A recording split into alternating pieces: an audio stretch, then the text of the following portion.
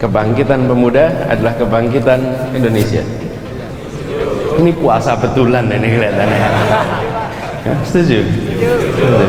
Kalau mahasiswa itu bukan soal puasa, sahur apa enggak itu kan masalahnya lah. Iya, ini sahurnya biasanya 2 hari sekali ya. Gitu. Kalau iftar masih banyak lah, iftar bareng sana sini ya. Yang penting hadir dengan percaya diri. Gitu.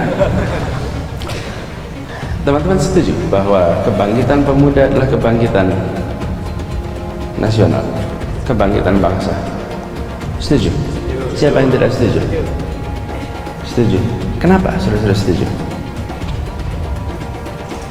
Mengapa kebangkitan pemuda adalah kebangkitan bangsa?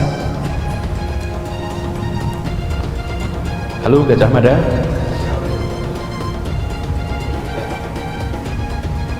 Kalau udah begini itu menghindari eye contact ini. Takut nanti ditunjuk. Iya kan? Pengalaman saya juga dulu gitu kan.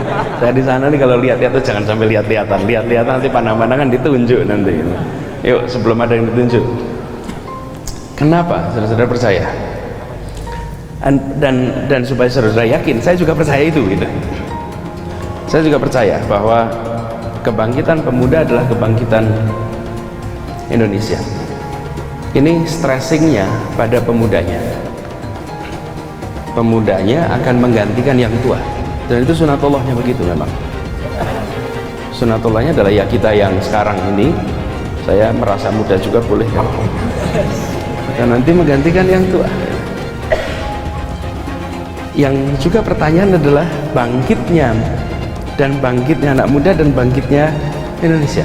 Kata kebangkitan itu, teman-teman semua, kenapa menarik untuk membicarakan ini? Saya setuju sekali, dan itu sebabnya kalau anak mudanya bangkit, maka insya Allah bangsanya bangkit.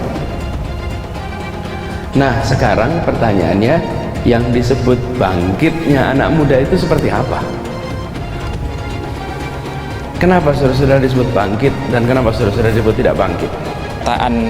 Sikap mereka untuk pengusungan lebih awal itu menjadikan posisi Anies Baswedan sebagai satu-satunya tokoh yang layak untuk dibawa ke tengah. Dibawa ke tengah ini artinya media bisa membicarakan, tokoh-tokoh dan jaringan-jaringan berpengaruh di masyarakat juga bisa membicarakan, sehingga wajar kalau seandainya elektabilitas dan popularitasnya langsung meningkat. Ketika kita bicara RPJMD 2023 janji kampanye yang disampaikan publik Jakarta, hari ini di akhir masa jabatan kami mengevaluasi satu persatu dari 23 janji. Dari 23 janji itu, maka yang bisa kita kategorikan nilainya baik adalah satu, soal integrasi transportasi publik Jakarta. Fraksi PDI Perjuangan menilai itu bagus. Artinya berhasil dalam melakukan integrasi transportasi publik. Kemudian yang kedua adalah KJP, yang dulu ketika Pak Ahok Jarot, Pak Jokowi Ahok dinamakan Kartu Jakarta Pintar. Kemudian Pak Anies dilanjutkan dengan Kartu Jakarta Pintar Plus. Plusnya di mana? Ada kelebihan. Artinya kelebihan plusnya adalah ketika dulu belum diperuntukkan untuk sekolah informal, artinya untuk paket A, B, C, maka ketika Pak Anies diperuntukkan juga untuk paket A, B, C. Ini satu kemajuan, artinya ada keberhasilan dalam konteks perluasan jaringan pemanfaatan Kartu Jakarta Pintar. Kemudian yang ketiga adalah soal menjaga stabilitas harga pangan, stabilitas harga bahan pokok Jakarta bisa kita kategorikan berhasil. Inilah yang kita nilai dari 23 janji kampanye yang disampaikan Pak Anies kemudian masuk dalam RPJMD Provinsi DKI Jakarta. Harapan kita dari 23 janji itu, harapan kita minimal separuh bisa tercapai. Walaupun kita paham, kita menyadari bahwa ketika Pak Anies memimpin Jakarta 2 tahun memang ada kendala ketika kita semua sama-sama tahu kendala COVID-19. Ya. Namun dari target yang tertuang dalam RPJMD, kalau kita kurangi dan COVID-19 2 tahun, rasanya juga masih jauh dari harapan warga ibu kota. Inilah yang kita sampaikan pada publik Jakarta, penilaian objektif yang kita sampaikan berdasarkan 23 janji kampanye disampaikan kepada warga. Anies Baswedan bikin sejuk, didoakan pimpin Indonesia. Dikutip dari Republik Merdeka, malam liburan atau malam ganjil demi menjemput berkah Ramadan yang digelar DPW Partai Nasdem Jawa Timur, sekaligus menjadi momen doa bersama untuk kemenangan Anies Rashid Baswedan sebagai Presiden Republik Indonesia 2024. Kegiatan Majelis Khatmil Quran bin Nador di bulan Ramadan ini untuk mendapatkan syafaat dan karomah Al-Quran, ujar Kiai Haji Nasirul Mahasin di sela acara Majelis Khatmil Quran bin Nador di Malang Senin malam 17 April. Kakak kandung Kiai Haji Ahmad Bahauddin Nur Salim, Gus Baha ini menambahkan, tujuan kedua kegiatan Majelis Khatmil Quran bin Nador ini sebagai ikhtiar atau riadah untuk kemenangan Anies Baswedan serta bangsa Indonesia. Bahasanya santri ini sebagai riadah, ikhtiar atau bahasa masyarakat Jawa sebagai tirakat dalam rangka pencapresan Mas Anies Baswedan. Semoga diridhoi Allah, diberikan kelancaran dan keberkahan dalam rangka membangun bangsa yang sebesar ini, tuturnya.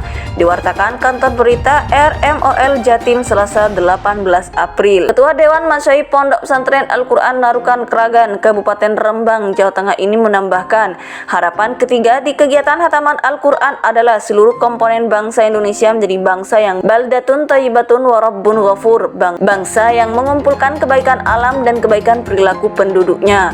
Mas Anies itu pasti Islami, amanah dan punya visi membawa masa depan bangsa ini menjadi lebih baik, lebih maju, lebih bermartabat, terangnya.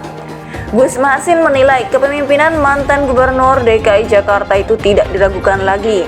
Anies juga figur yang toleran, menghormati seluruh umat beragama, ras dan golongan, serta mendukung keberagaman sosial budaya. Menurut saya, Mas Anies itu sangat toleran, orang yang sangat agamis, nasionalis yang punya kepedulian tinggi demi kemajuan masyarakat, katanya. Tentu Partai Nasdem memilih Mas Anies itu tidak sembarangan dan sudah diperhitungkan secara matang-matang.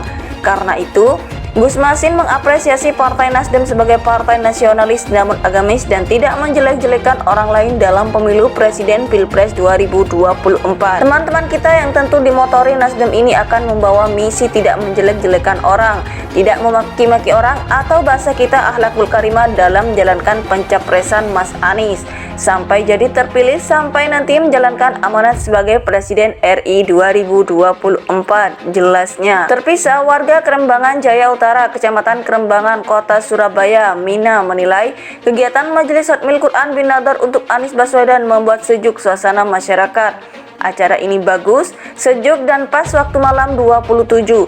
Medianya juga bagus, ada pembacaan Al-Quran, sholawatan dan tidak ada huru-hara, katanya usai acara di kediaman sesepuh warga Kerembangan Jaya Utara, Teguh. Ini masa-masa sebelum pencapresan sudah membuat sejuk kegiatan. Di samping hajatan mendoakan Pak Anies menjadi presiden, sekaligus mendoakan warga Jawa Timur.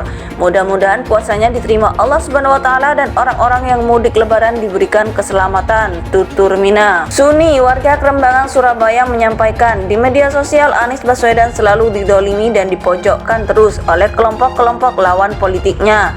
Melihat di media sosial yang ada, Pak Anies sepertinya selalu didolimi dan dipojokkan terus. Semoga Pak Anies tetap kuat dan tabah, serta terpilih menjadi presiden dan membawa kebaikan untuk rakyatnya, tutur Suni sambil menambahkan, kegiatan tirakatan maupun Khatmil Quran digelar rutin untuk kebaikan bersama. Kegiatan yang bertajuk Majelis Khatmil Quran bin Nador ini digelar serentak pada malam Pitulikur atau malam 27 Ramadan di seluruh kabupaten dan kota di Jawa Timur, yang diikuti 9.999 orang yang didominasi kaum perempuan atau ibu-ibu pengajian.